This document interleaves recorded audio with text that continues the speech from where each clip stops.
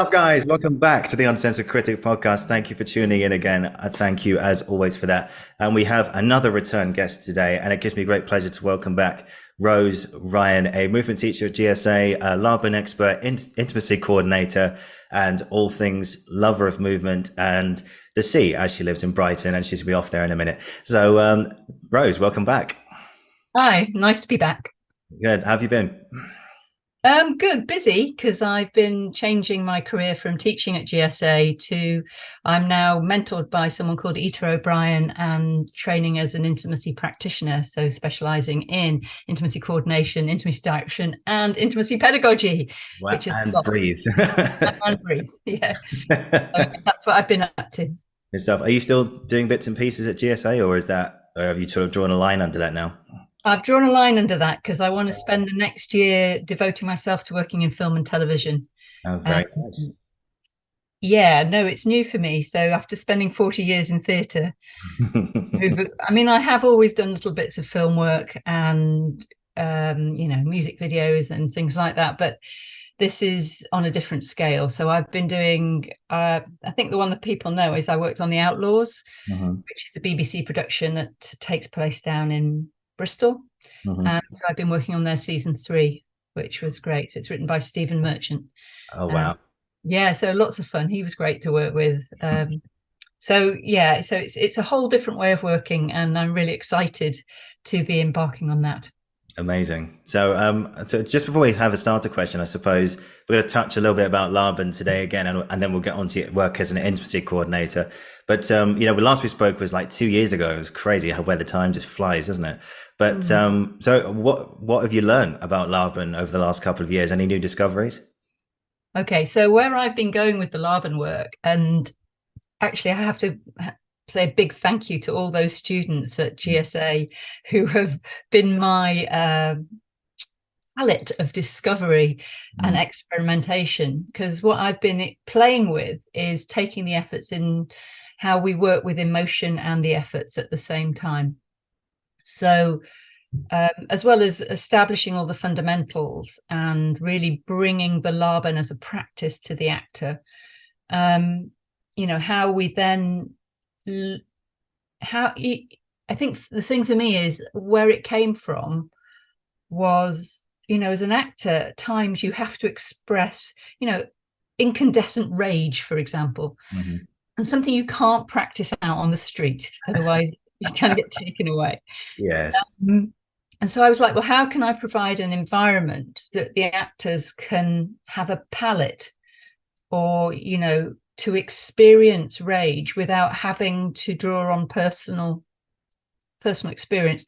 So although we will always, that's another long conversation I think to have, is like, how as actors, where do we place personal experience? So that'll always be bubbling along, but what the efforts did was give me building blocks to provide a safe environment for the actor to experience a palette Hmm. of emotion. So for example, with that rage, to do an effort weave on rage. So whereas the first thing we might reach for would be that we would do rage on thrust. Mm. What's it like to float rage or to flick it out? Yeah. And yeah, and there was so many discoveries. So that's where it began from. Yeah. And that was really palpable. And I could see in the actors' bodies and in their response, they were like, this is interesting. And also useful, because I think the thing for the actors, especially in the second year, is how can we apply this to the work? Mm. How can we use this? So then I went away and did a bit more research. And I don't know if you've heard of someone called Brené Brown. It rings a bell, but I can't say I know her work very well. So yeah. Okay, she's a Canadian psychologist. Okay. She got together, and you need to check the details on this one, but she got together with another team of psychologists, and they looked at cataloging emotion, and they came up with about 150 common emotions. And what she did, she's created a book called The Atlas of the Heart. Hmm. And in that, she catalogues the emotions, but she gives really clear physical indicators of what. So, for example, anguish. I think she talks about how anguish, your knees go weak. You go weak at the knees, or you can't move, because it's the life force is drained out of you. So she gives really clear descriptors about what's happening physically in the body. So what I did was take some of her work from Atlas of the Heart and into the space with the actors. And I did say to them, look, I've not done this before, so let's see where it's going to go. And what we'd do is we would first off talk about, so something like anguish, I'd get them to reflect themselves on anguish, what they thought anguish was, maybe where they'd seen it, or, if they'd experienced it, I'd ask them to really only share things that were, okay to share in a working space. Appropriate, yeah. Yeah. So we'd talk about it and we'd arrive at what we thought of it. And then we'd read through what Brené offered us, and we'd discuss the differences and the specifics. And then we'd get up and weave, and find out what language anguish offered us through the Laban. So, the Laban's very much about not forcing. So what I didn't want them to do was get up and, have this bit from Brené Brown and actually get up and do that. That's not what Laban is about. Laban's very much about, you do all the preparation beforehand. So all the stuff about feeling where the efforts sit in your own body. So you understand your own expression. And so when you start exploring the emotions, you can feel tiny shifts and offerings of transformation, because that's what we're about as actors, or you're about as actors and storytellers. You're about those small shifts that can take a body into a transformative place to create really robust characters and to tell story. So it was about, we had to work quite slowly, because there was 150. I was like, oh, we'll get through all of these, and we probably got through about 20 in a year. Do you know what I mean? And we just, so it was a slow process of letting it sit within the body, through the weaving and through doing the really big abstract weave, and then really drawing it down and humanizing it, but listening for the shifts and what then that offers us in terms of thought and feeling. Because quite often in acting process, we go the other way around, don't we? We have the thought and the feeling, and then we allow that to inform the body. So this was, seeing what the body bubbled in the body, and then what thoughts and feelings did that offer the actor. So it was extraordinary, and it is extraordinary, and it's still developing. And one of my regrets about leaving GSA is I've not got a group of actors to play with, who are willing and trust me enough to experiment, because, we touched on, challenging emotions as well as what we did joy, we did love, but also we did grief and loss, and these are very raw components of the human condition, and and we all have a different engagement with them. So it was great that they trusted me enough to go to those places, and then we'd reflect afterwards and journal, reflect on how these sat within the body, what they discovered, and then we'd debrief and closure. So that's kind of how the work had been developing for me in terms of the workshopping of Laban, and I would love to do more of that work. I then, because at GSA then have the opportunity to work on the third year show, so we did Julius Caesar, and then how do we take the efforts into rehearsals, into the show, and are they appropriate? That's the whole thing. And what are we looking at once we get into a rehearsal scenario? So I think this is something that you wanted to talk about, wasn't it? Is how do we use them once we get into the room? Yeah. That's one of the questions. How do you use it in rehearsal? So once we start working on a play, I think there's two things that happen. You've got the actor's process in the rehearsal room, which is a collaborative process with the director and with the other members of the company. And then you've got the actor's process that takes place outside of the rehearsal room, and is all the preparation, and that's something the actor does on their own. More often than not, the efforts go in the second one. You know, they're from the actor, and they're for the actor to develop the work on their own and make the offerings, because quite often you'll be in a rehearsal space, slightly different at GSA. Everyone had done the efforts, but the director didn't know what the efforts were. Do you know what I mean? So it's like, or they did, but they hadn't worked with them in the detail that we might have worked with them. So you're often in a room. Not everybody has the same understanding of, you know, process, and everyone has different process. So I think it's being able to use them individually as an actor to create character. So it's taking the quiet time before you get into the rehearsal time to sit and see what the character offers. What the Laban does is brings you into a consciousness and gives you a language to describe the small shifts that create the character and support the storytelling. So I think, you know, one of the things that we did do in the rehearsal room, because all the actors, we could do effort weaves as a warm-up. So they're a really great warm-up. But if you do warm up with them, start with the lighter ones. You don't want to start with the heavier ones. You want to start with the lighter ones to get the body going. Yeah. And then you can effort weave on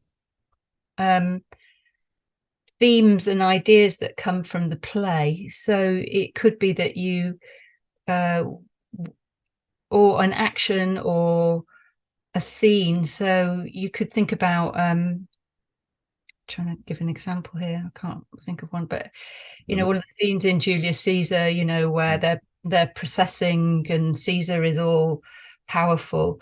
You know, you can do a weave around that and let the characters just feel what those shifts are, and then it serves as an expressive palette, so that when you start to work with the director and work on the scene, those little shifts are accessible to, and those choices are accessible to the actor. So that's one of the ways I like to use it. I don't ever enforce it, you know, because it's my ideal is the people who'd worked with me and done Laban rigorously over the 2 years. It's just in their bodies, because it's an embodiment, and that it should be seamless. And what we don't want is to watch an actor on stage and go, they're doing the efforts. That is not great. It's a seamless. Yeah. Like, no, internalize it. But it's those small shifts, and because it, you know, as an actor, you're in the business of transformation, and what Laban does is bring us into a consciousness that we can consciously shift and consciously make decisions to transform and understand and have a language to communicate that to our director, to the people we're collaborating with. So that's kind of how I use it in the room. And I think I worked on a play. I don't know, did you see it at Southwark Playhouse, Under the Cundy Tree? Sadly not, no. Sorry about that. But we used it a lot there because it was a really, really expressive piece. It was about the Cameroon fight for independence in the 1950s. So there was a lot about colonialism and the impact of colonialism on the body and how that was expressed. And it became a language in the room about, well, if I do this on the thrust, or, you know, I can sort of dab back here a little bit, because the storytelling was through the body primarily. So yeah, really useful, but it's going to be different for everyone. how Yeah. you use it. Does that make sense? Absolutely, yeah. So how much of the text influences you? Because I think one example could be, and Julius Caesar, where Brutus has that speech where he says it must be by his death, where he's plotting Caesar's assassination essentially, and it's a journey through how am I going to do it? Look what he's done. How am I going to do it? Okay, now this is how I'm going to do it. So it's like a weave of different emotions and different tactics. So how would you apply the efforts through the text and the tactics which the character uses? Again, it's different for every actor. Yeah. Some actors won't touch the efforts and some will. Mm. So I think Shakespeare is beautiful to do the efforts with. So Yeah. I'd sit with that speech and I'd feel it through. That's the actor to feel it through and mark in any thought and feeling changes. Hmm. Interesting. That's great. So I've talked about, I think one thing I wanted to, I think I asked you in the last episode we did was there one question that you'd like to ask Laban? And we talked about this just before today, and I think you've mentioned it already. You said how he correlates the effort to emotion. So how do you think he would respond? I don't know. I'd love to know more. In fact, this is the project I would like. We've at Surrey University, they've got the Laban archive. Of course, yeah. And they've also got the archive of someone called Geraldine Stevenson, who was one of Laban's students. And she became a movement director and did a lot of work at the National Theatre. And her notes, I think, would give us a real insight into Laban's application of his work, because it's not just the efforts.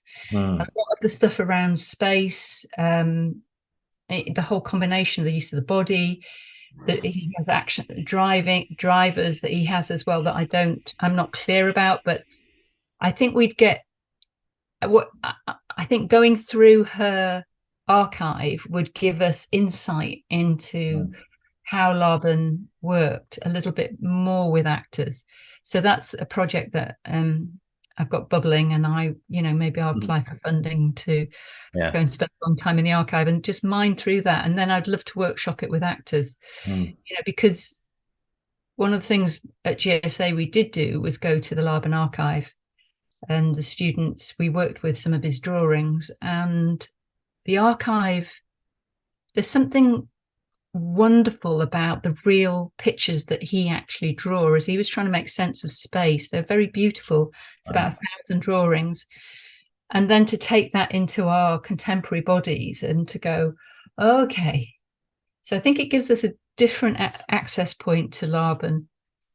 So that would be my next step, is to go back to the archive and talk to them and spend some time there. Yeah, they'd be like, I think one I talked about like the walls. Like, I wonder if like the walls or like the energy in that room just gives you something, or just feeds you in some way towards that next project. Something about like the space gives you the answers. I've heard that's a whole other conversation, but yeah. I mean, how does Laban view space? I mean, from your discoveries about it, what's the importance of space to him? Well, it was vital because Laban, my understanding of Laban is he had 5 components. Or the way he looked at movement was body, action, space, dynamic, and relationship. So it's like a 5-point star, and that everything we do, every movement we make, has elements of those. Okay, so when we're looking at actor movement, for me, the whole of the actor movement curriculum is based on that 5-point star. And even though it might not be very obvious all the time, that is always underpinning the work, and that's what gives us the language to talk about the elements that we need when we're working as an actor. So the space element, Laban divided it into two parts. You've got the kinetic space, the kinosphere, and you've got the shared space or the public space. And then from there, he got into an awful lot of detail about particularly the kinosphere, because he looked at front, back, dimensions. And from there, he created what we call movement scales. So I think I did a movement scale with you. Yes, sure. The falling. Yes, come back to me now. It's coming back. Dimensional cross scale. So he was interested in, how could you almost catalogue the use of the personal space. And then what do you do with that information? I mean, it was more relevant for dancers on one level, but there's a really lovely link I can send you where there's three people responding to the dimensional cross scale. And my teacher, Vali Meyer, talks there about, she related it to emotion. Feeling, so if you rise, how does that feel? And if you sink, what does that feel like? So I think it's Dick McCraw is talking through that. So everything intertwines. So it's very difficult to separate them off. But the Laban, that's a brief summary of space. But we'll go into a lot more detail about it at some point. Absolutely. That's for next time. So we talked a little bit about before we came on about how you can use two efforts at one time. So you're not just on slash, thrust, or glide, or flick. You can combine two of them at the same time to create like a lovely sort of dynamic between. And I think from my experience, it helped like shift in objectives. So say if my objective was really light first, then suddenly it became really heavy, or vice versa. Just to talk a little bit more about how you can use two efforts at one time when you practice. Okay, so we call this effort duos. Effort duos, yes. And effort duos are part of finding what we call the effort map, which is a map that you will have one personally, and for a character we find that. And the effort map is the duo plus the main action plus an action, and that will give insight into the character. So when we're thinking about, it's a practice, so it's not as simple as I just get up and do two efforts at the same time. You have to practice doing it. But we do think of one being more internal and one being more external, which I think a lot of times when we're developing character, like if you're in a period drama and you have to hold yourself and you've got a particular etiquette that you have to hold on the outside, so you might be gliding, and on the inside there's this thrusting and this turmoil, this sort of sharp, this force on the inside. So then where the two efforts sort of meet, you get the little frisson, and that dichotomy is what character is. That's who we are. We're full of, sort of dichotomies and two things going on at once. And in fact, I always say that to actors, never take anything away, because as humans, we're multi-layered. So the duo is just the foundation, and then you can add more on top of that.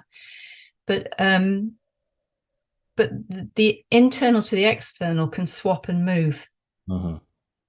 So you can then start gliding on the inside, but thrusting on the outside. It's depending on what the demands of the story is. And then the duo often an effort duo stays with the character throughout the play.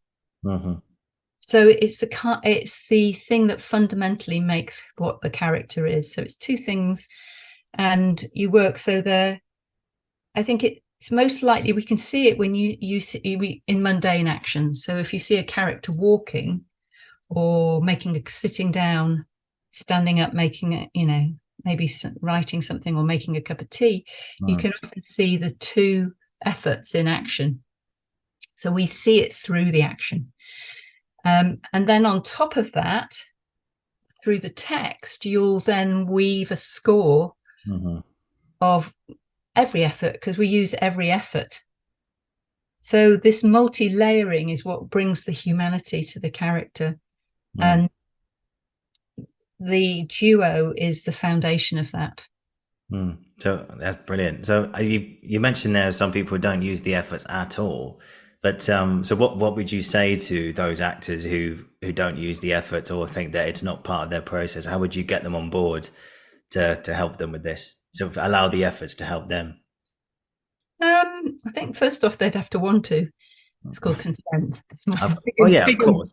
Big in my world at this moment. I wouldn't force them on anyone. No, of course. I'm aware of that often in my classes, that for some people they don't resonate. Mm-hmm. But what I would say to an actor is the reason that we use the efforts is to open up that palette, to Yeah. give you a wider variety of choices, conscious choices.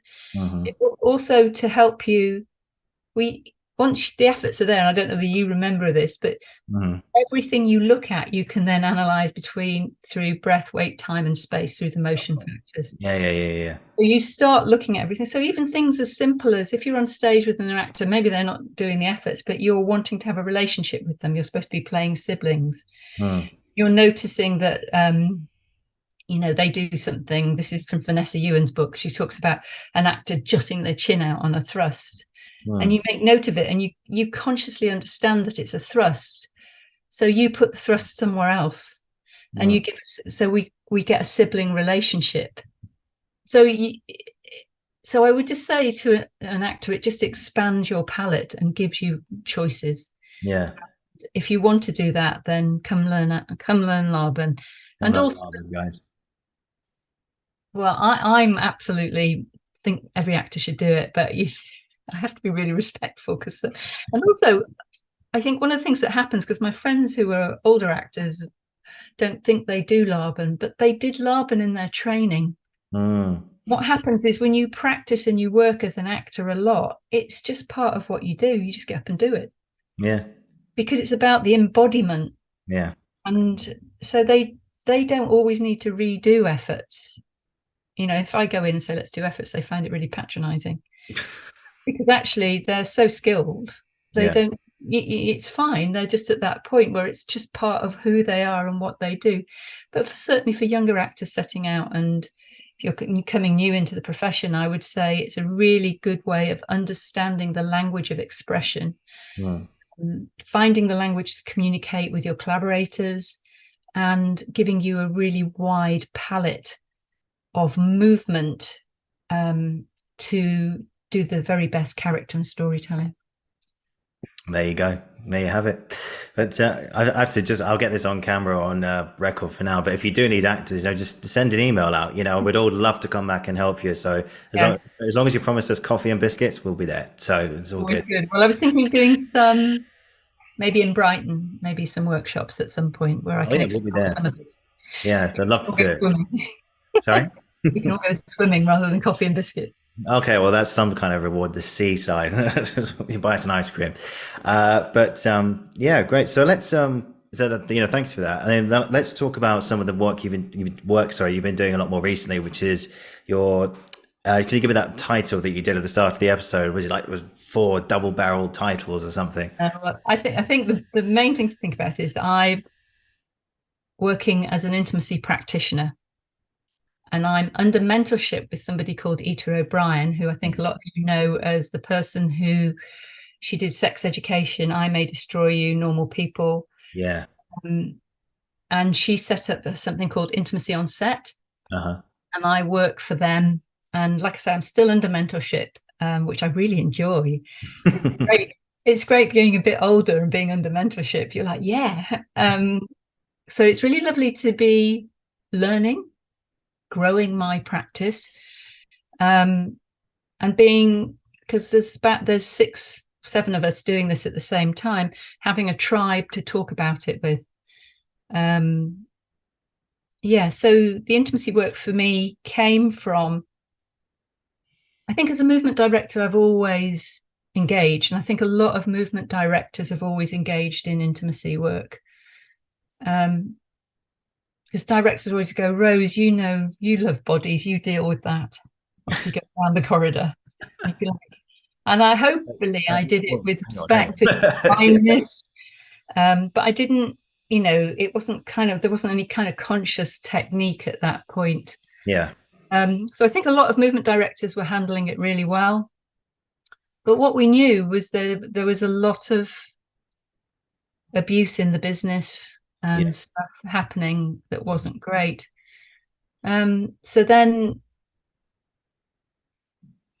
Vanessa Ewan, in her book Actor Movement with Debbie Green, she has a whole chapter on actor safety, where she'd been in a rehearsal and she was like watching the fight coordinator work, And then she had an intimacy call, and the fight coordinator got like all this time, and she got a little bit of time. Right. She was like, well, what's going on here? Yeah. And then she thought, well, why isn't the intimacy like fight? You know, it's a body dance. And so she started to relate fight to an intimacy, having a similar journey and technique. Ita O'Brien at the time was doing work around victim and perpetrators. Mm-hmm. She did some work at Mount View with Meredith Dufton, and was developing some of the ideas around the intimacy work with them, and got to the point where I was writing guidelines for intimacy. So all these things were converging at the same time and starting to materialize. And then we had Me Too, which kind of just fueled it. Mm. So then guidelines were put in place, or started to be discussed and put in place across the industry. And Ita has spearheaded a lot of that. Mm. So that was 2017. So that wasn't long ago. Nope. So 2018, I did a workshop with Ita, and Ita and I had done the same MA at Central. Okay. And I'd worked with Vanessa on safety for the actor. And I remember in 2018, she said to me, oh, Rose, you can do this. Come and do this. And I was like, well, I'm really enjoying GSA at the moment. It's fine. So what I started to do was input the intimacy work into GSA. You know, so I started to offer it to the actors as I understood it. And then I was going to do a training with Ita, and then we had lockdown. Right. Everything went online, and we all went a bit pear-shaped. Yeah. And so I had to let go of that. And then anyway, an intimacy was a nightmare in lockdown. Because you couldn't do it. You couldn't do it. It was very hard to be close to it. People found ways, but it was very hard. Anyway, come back after intimacy. And I think there was something really tangible about post-lockdown for young people. Because young people have been shut away. They've been told if they touched anyone, they would kill them. Haven't they? And then suddenly we're in a creative environment where we're crossing the space and using touch. I mean, also we'd had 6 months of being in 2-meter boxes. It was... Oh, God. Yeah. Did you remember? Sadly, I do. Yeah. Sadly, I do. So there was something here about how important intimacy was throughout the whole of the training. So I started implementing it and looking at how it worked across a 3-year arc, and how you offer, and on the MA course, how you offer it on a 1-year course to opposed to a 3-year course. And then I wrote the guidelines for GSA. So I wrote the guidelines for GSA in collaboration with Vanessa Ewan from Central and in collaboration with Ita O'Brien. So I brought together, because intimacy in conservatoire is going to be very different from intimacy in the business. Not very different, but there's certain things as an educational institution that I would say we shouldn't do. Like, we should never do full nudity. No. I think that shouldn't happen in an educational institution. So so it was about starting to raise awareness. And then I'd started training the staff. The staff were really positive, really on board. And what I found was that consent-based learning was what we needed fundamentally. So what I had hoped at GSA, we were starting to create consent-aware artists. So that idea of consent and training the staff, training the students, that everybody was working from a consent-aware place, meant that we could produce really positive intimacy. We could use touch effectively and well without anybody feeling like they were imposed on or, upset by the work. So that's kind of where I began from, and really enjoyed it. It was a real good thing to do, really took off for me. And then things changed for me at GSA. I was just started getting a bit restless, looking for something different. And so I went down to part-time. And then I got a job on the Larkins. It's my first intimacy job. There's not a lot of intimacy on the Larkins, but that was really nice. So it was a really gentle way in. And I'd spoken to Ita, and Ita had gone, and Ita had said, well, I'm going to do a training. Do you want to come on board? And I was like, absolutely, because I don't know enough about it.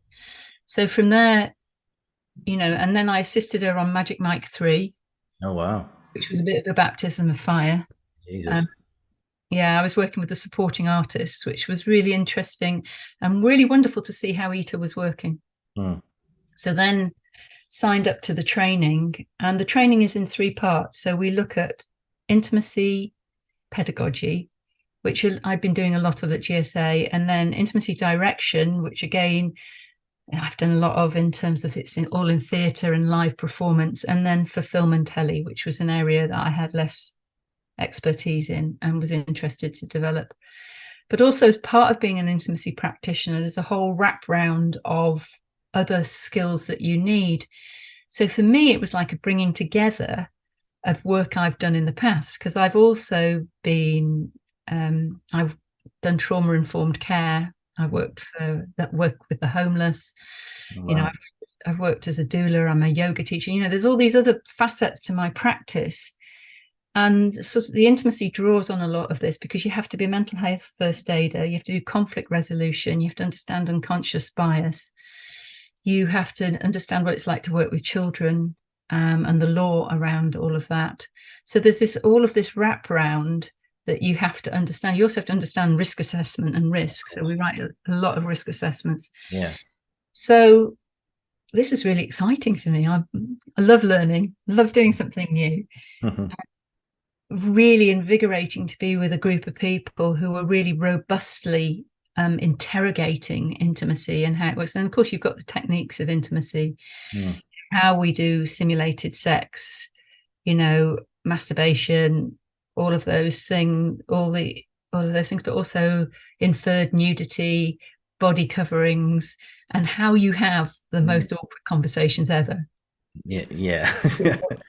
Yeah. Which are great. I love a good awkward conversation. I'm going to put you on the spot here now. What's been the most awkward one you've had so far?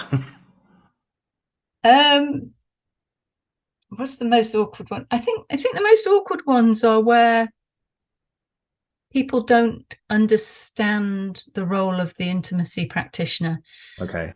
And what you're dealing with is a resistance that comes from not lack of education on their part, or fear. So because there's a whole fear that potentially, the intimacy director or intimacy coordinator will interfere with the process of the director. So sometimes the awkward conversation is that they don't really want you there. And we as intimacy practitioners are there to serve the director's vision. That's what we do. And protect the actors as well, right? Well, and look after the actors. That comes along with it. But first and foremost, we're artists. We create a beautiful body dance. We tell the story, and we support the director's vision, and we look after the actors. So we look at what the actors' requirements are. We use the word requirements instead of boundaries now, because it feels more malleable. Because requirements and consent ebbs and flows. It changes. It's not fixed. Okay. So, I'm really excited about this work, and I've just done my first feature film, which was really interesting. That was a film called Ready or Not in Ireland, and that was hard because that was working with child actors as well. So you're then having to look at body doubles, you're having to look at the law around working with children, and child psychologists, parents, child protection officers. So it's a very different way of working on one level, but at the heart of it, it's choreography. And into that comes my Laban. So when I'm looking at these bodies and the way they interact, and are they telling the story, I've got breath, time, weight, and space. And to get the expression, I'm using, the language of the efforts to help the actors find the expression. Yeah. All the intimacy is illusion. And Yeah, it's like an effort weave, like your own effort weave of your life, Laban, through intimacy, coordination, and movement. It's like movement ties it all together, doesn't it? Yeah, yeah. So everything for me is about movement, and Laban gives me the language to talk about that. And the Yeah. intimacy is just the next step for me. Yeah, absolutely. We're going to come back to this, but I'm just very aware. I was going to ask you a question at the top of the episode, which I've now left very, very late. But so sorry about that. But the movement, like I just mentioned there, the movement that connects your career together. I mean, where did the love of movement start? Where did it come from? Do you think?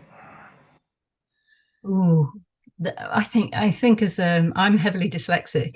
Okay. I think a lot of creative people are, and I grew up in a place where there was no art, so I didn't go to the theatre till I was 17. Oh. I know what it's like.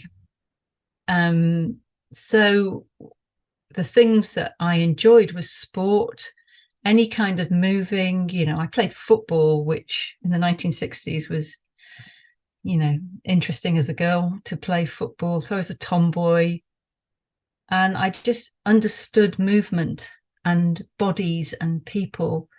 And I knew, I swam as well, Mm. uh, and I played music. So that was all, and all the music was part of it. And even the sport I played, I remember playing tennis, and someone said, "You look like you're dancing on the court." I was like, Mm. "Oh," because I wasn't particularly, competitive, but I did like the feel of it, and I remember that. And then I wasn't very good at school. I did get excluded. Um, but there was one of those moments where there was a school trip, and I was always that person I would always go, yes, I'll do it. And they want to go and see, it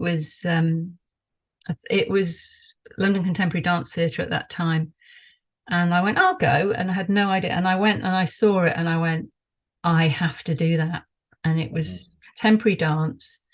And it was a piece, there was Jacob's Ladder and Troy Games. I remember them really clearly. And then I insisted on going and seeing theatre, and I saw Twelfth Night. Uh-huh. And the astonishment for me of being in an audience and other people laughing at the same time, that live experience was just like, it's amazing. And I also saw a Brecht piece, which the politics of it I absolutely loved. And then it was a case of, how can I get into this? How can I go from having no A levels to getting into this? And I got into a place called Bretton Hall, and just went from there. And I am obsessed with bodies and movement.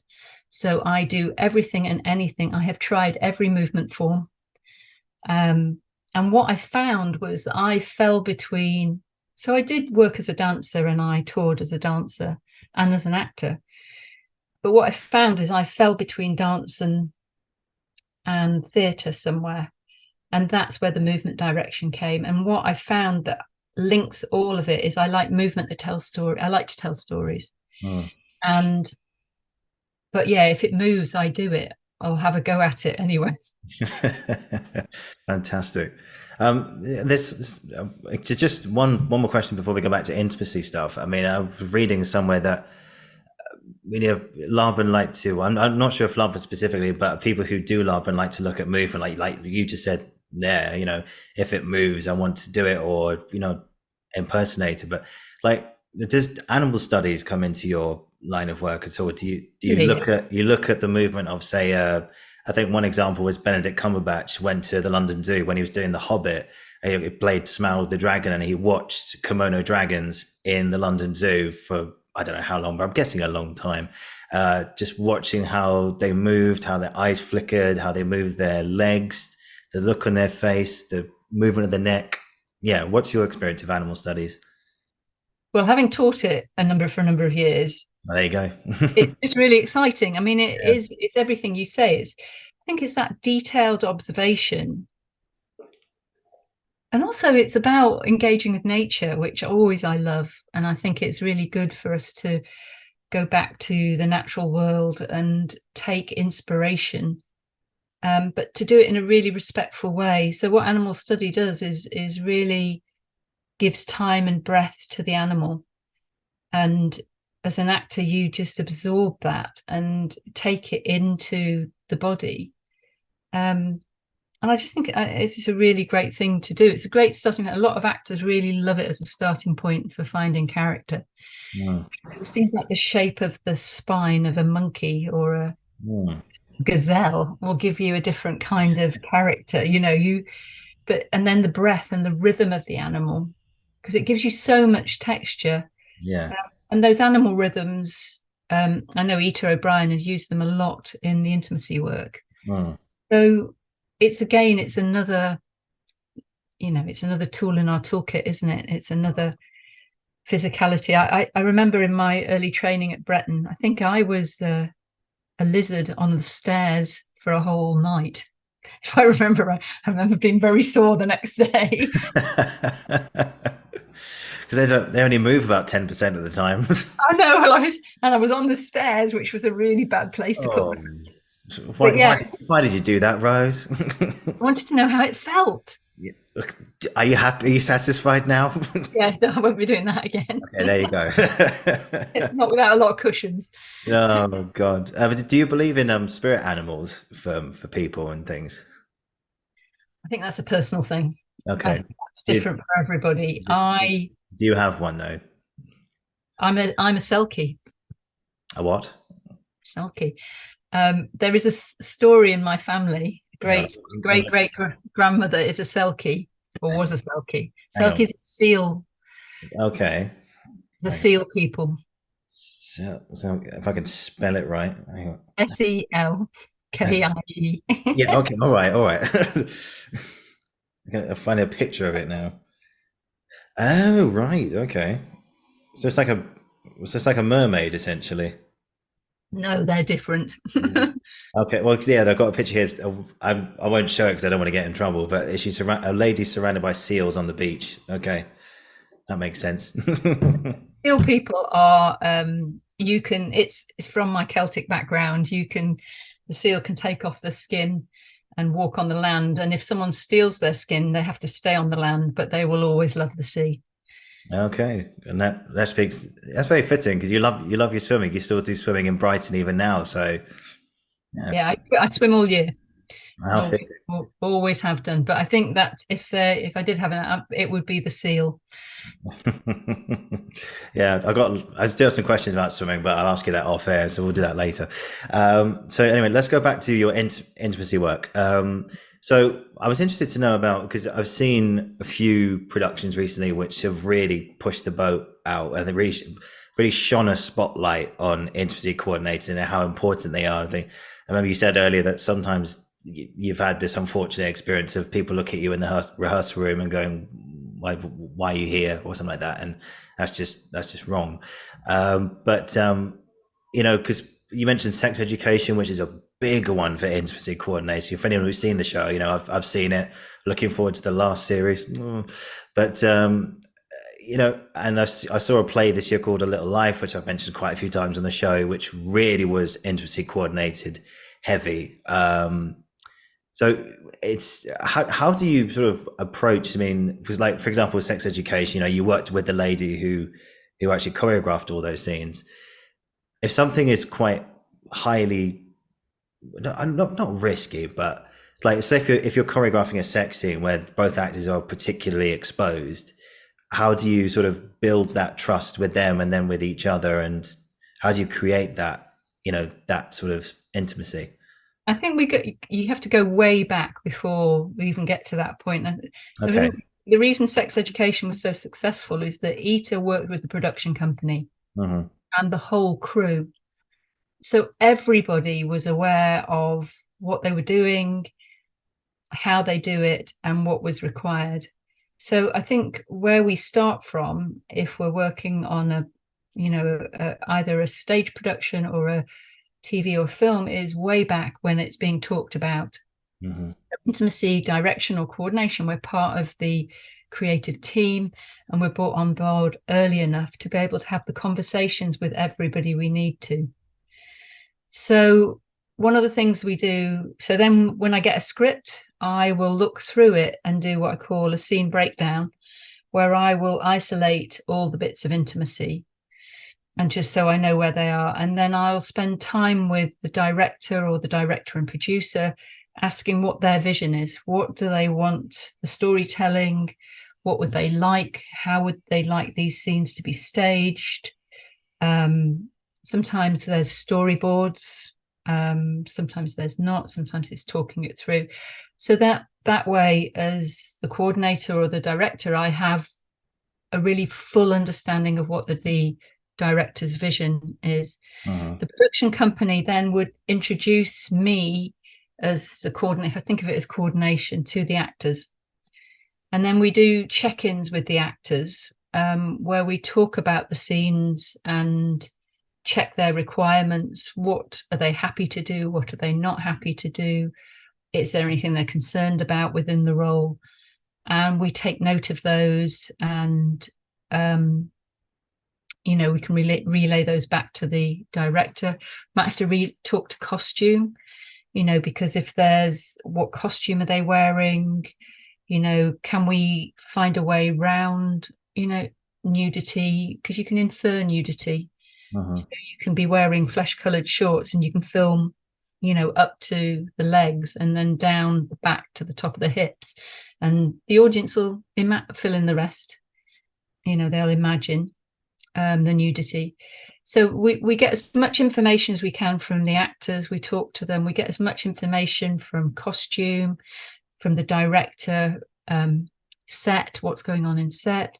Have they thought of camera angles? So we gather all that information, and then we go back to the director, and then we have a rehearsal with the director and the actors, and we look at staging the scene. And if, we're just in rehearsal gear, and we talk, there's a whole process that we talk through, which if you come on one of our workshops, you'll hear all about the process. But there's a lot of talking through. We take the heat out of the work. Things like we always have a timeout word that we share across the production or across with the first AD if we're on set, and the actors normally agree this. So at any time, if the actors are uncomfortable or the director's uncomfortable, we call timeout. Nobody asks why, and we just down tools and give 5 minutes, do whatever, and then come back. Because all sorts of things can happen on set. Or when you're doing, for a woman, she might start menstruating, so, call time out, and nobody needs to know. We don't ask, but, you want to go and sort yourself out and come back and feel comfortable moving on. So we always have a timeout word, and then the rehearsals are done on a closed rehearsal. So in theatre, it's a closed rehearsal room. In telly and film, it's closed set. So it'll probably be me, the director, and the actors just for the rehearsal. And we literally go through and we choreograph the work. And we do it using techniques, masking techniques, and we talk it through. And we're very matter of fact about it. And all the time we're checking in with the actors. So everything's done through a consent-based process. So hopefully everybody agrees to what they're doing. Yeah. And the thing that we always like to think about, no is a gift. So there's a whole culture that actors feel they have to say yes to everything. And I think I take it very seriously. Actors work very hard, and I'm always very careful what I say to actors, because they always go and do 110% of it. So one of the things that we impress on the actors is be really clear about your no's. Because no, in fact, is a gift, because we just find another creative way of doing it. It's creative problem solving. It's what I love. It's always another way. So if you're not comfortable with something, have a really clear no or a really clear yes. And then there's all that lovely area in between, which is maybe I don't know. So you can scale that. And sometimes I think often with maybes, I'll treat them as no's, but what we know is consent is variable. So often when I've been working with an actor for a while, they build confidence and they feel confidence and safe in the environment, and then the no might become a yes. So consent can develop, and equally it can go the other way, that have actors that are like puppies and they're excited and they're yes to everything, and then they start doing it and go, actually, No. this is not right. And that we really respect that we Yeah. really try to respect that and hold that space and make sure that we still find the creative solution to honor the director's vision, the storytelling. So it's a process of rehearsal. And then we always at the end of rehearsal, we have closure. Because one of the things that's really important with the intimacy is it's about the character and the storytelling. It's not about, we don't want to hear about your personal life. Mm. Don't want to hear your personal sex sounds. That embarrasses me. But we are interested in the character and the character sounds and how we can develop that through the breath. So we do breath, the breath work, breath work, time and space. We do a little bit of Laban in there. And so once we've got to the end of rehearsal, hopefully the actors know exactly what they're doing. The director knows exactly what's going on. So if we're in film and telly, then when it comes to a small crew showing, we can talk to the DOP and look at camera angles and make sure the director's got what they want. And I will always sit on the director's shoulder looking over the monitor just to be sure. Same in theatre. So then when it comes to the actual shoot or a rehearsal with any form of nudity,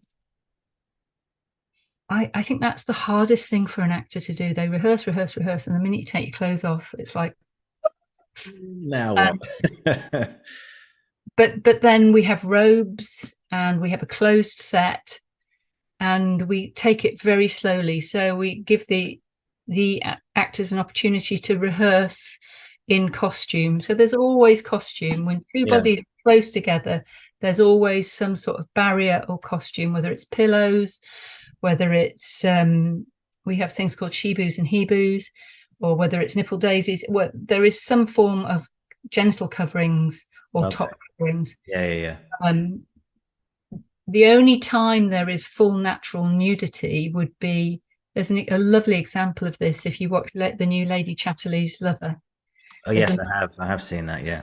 There's a moment when they run in the rain. Yes, yeah, I remember that. And it's just very beautiful.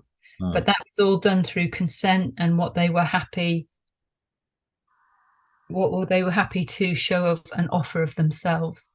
But all the intimate scenes where they're close, they've got body coverings on, although you probably can't see them. Well, they're quite minimal, yeah. And often they're CGI'd out, so. Okay, all right. So we'd give the actors time to rehearse again in whatever the costume is. Do we need to make any changes? And then we'd have the crew showing with minimal crew, and then we shoot it. And we've still got that timeout word, so if we need to stop, we can. So when we shoot it, I was on one set where the actors asked, can we not do too many repeats of this? So I relay that to the director. Great, we just shoot it 3 times and it was done. That's it, yeah. So it's the key to the intimacy is open and transparent communication to ensure that everybody feels comfortable to do the very best work they can.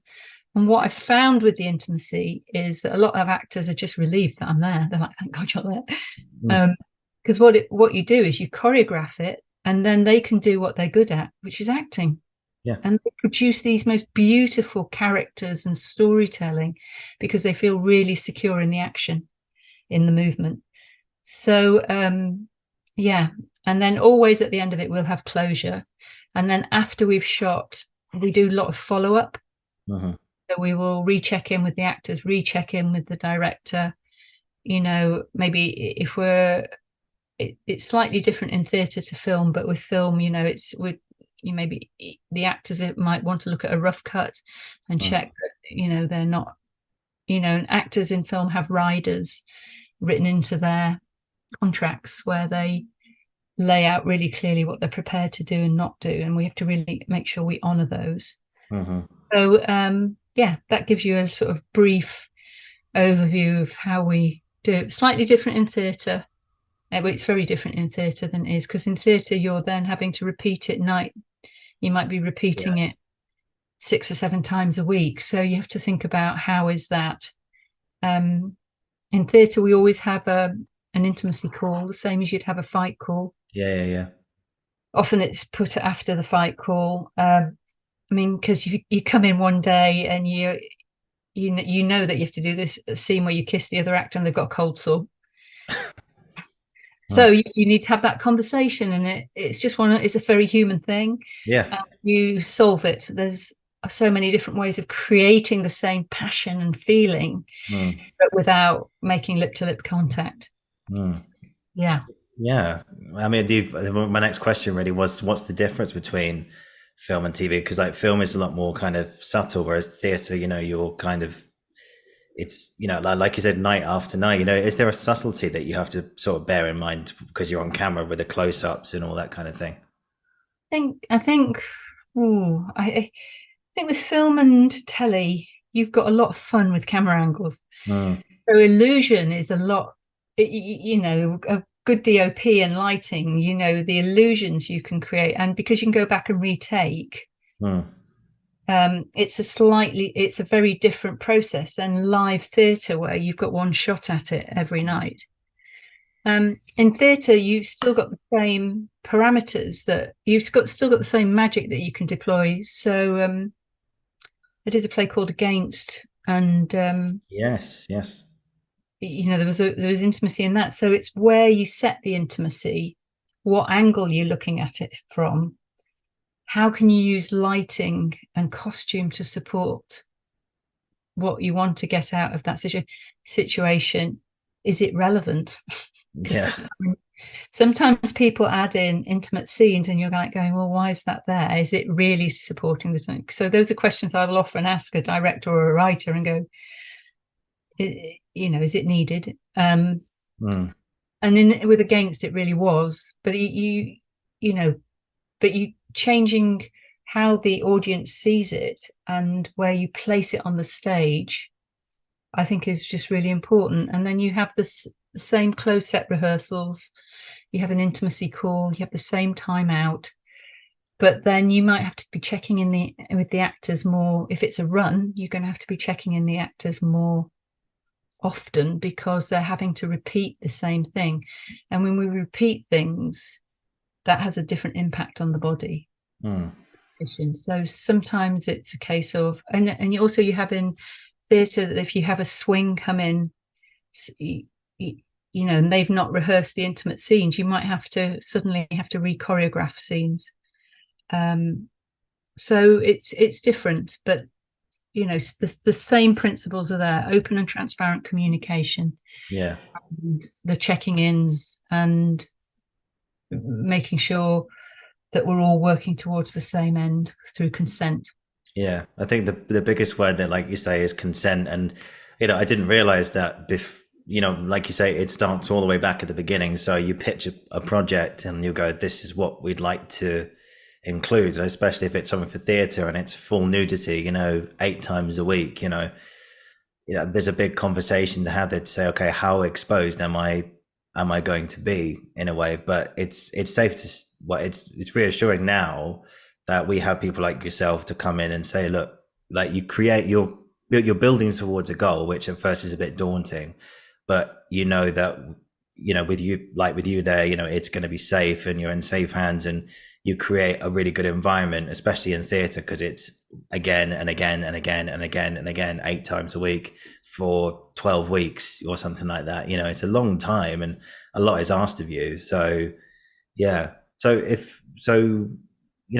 I suppose in a way, like we always talk about, like, I suppose the benefits of this sort of thing is you create the story, you give a story in its full image, and the nudity or the partial nudity, whatever it is, it helps to build the story in a way, and so makes it come alive. So it's daunting, but it's important. What do you think about that? Well, I think that the fabulous example of that is Normal People. I don't know if you've watched it, but the physicality and the intimacy is integral to the storytelling. It's Ita O'Brien again.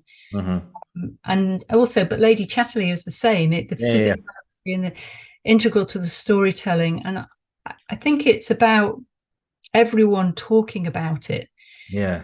And gone I have had situations where directors are unable to talk about in the past. It's like they leave the intimate stuff to the last minute, and you've got the actors going, they've read it in the script and they know it's coming up, and that I want to let go of. And there should be no shame about it. It's just another scene.